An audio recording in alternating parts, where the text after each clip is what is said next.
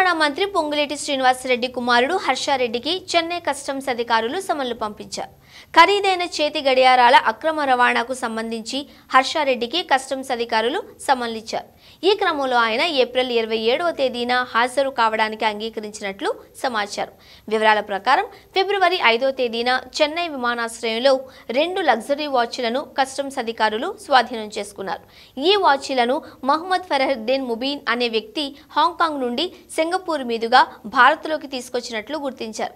ఆ వాచీల్లో ఒకటి పాటెక్ ఫిలిప్ 5740, రెండోది బ్రెగ్యూట్ 2759 ఉన్నాయి. అయితే పాటెక్ ఫిలిప్ వాచ్కు మన దేశంలో ఎక్కడా డీలర్లు లేరు. ఇక బ్రెగ్యూట్ కంపెనీల వాచీలు ఇండియా మార్కెట్లో స్టాక్ లేకపోవడంతో కస్టమ్స్ అధికారులకు అనుమానం వచ్చింది.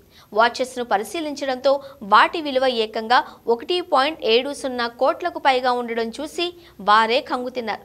దీంతో ముబీన్ను అరెస్టు చేసి కోర్టు అనుమతితో విచారణ చేయగా మధ్యవర్తి నవీన్ కుమార్ పేరును వెల్లడించారు. ఇదే క్రమంలో మార్చి 12న అలోకం నవీన్ కుమార్ను అదుపులోకి తీసుకుని ప్రశ్నించగా మరిన్ని ఆధారాలు లభించినట్లు సమాచారం.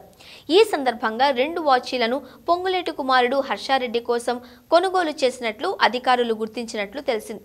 ముబీన్ను లగ్జరీ వాచ్ డీలర్గా, నవీన్ కుమార్ మధ్యవర్తిగా, హర్షారెడ్డి కొనుగోలుదారుడిగా అనుమానిస్తున్నారు.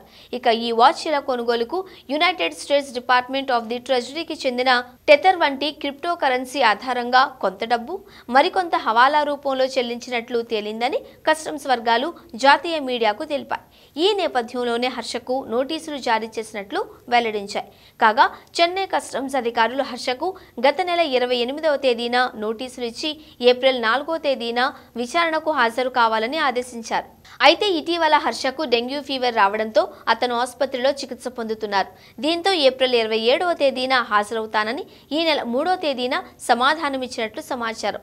ఇక పరిణామాలపై తాజాగా హర్ష స్పందిస్తూ వాచీల అక్రమ రవాణాలో తనకు ప్రమేయం లేదు అన్నారు. ఇవన్నీ నిరాధారమైనవి అన్నారు. అనారోగ్య కారణంగా తాను విచారణకు హాజరు కాలేకపోయినట్లు తెలిపారు. మరోవైపు హర్షను విచారించే వరకు నవీన్ కుమార్కు బెయిల్ ఇచ్చే ప్రసక్తే లేదని మద్రాస్ కోర్టు స్పష్టం చేసింది.